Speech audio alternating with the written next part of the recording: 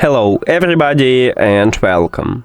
In this video I'm going to show you how to disconnect your earbuds HUAWEI FreeBuds 5i from your iPhone.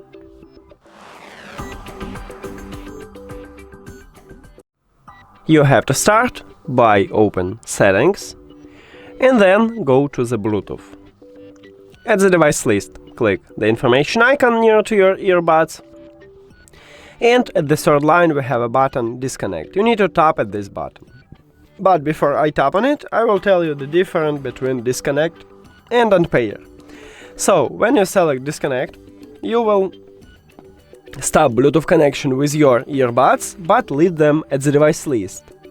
And if you select Forget this device button, you will totally remove your earbuds from your phone. So if you need this, just select another button. Now let's disconnect them. So disconnect, and as I said, I stop Bluetooth connection with them, but leave them at the device list, and I can easily reconnect them by just tap on them. Of course, if this earbuds turn on and do not connect it with another device. And that's it. Thank you for watching this video. If you found it helpful, please consider subscribing to the channel and leave the like on the video. See you later!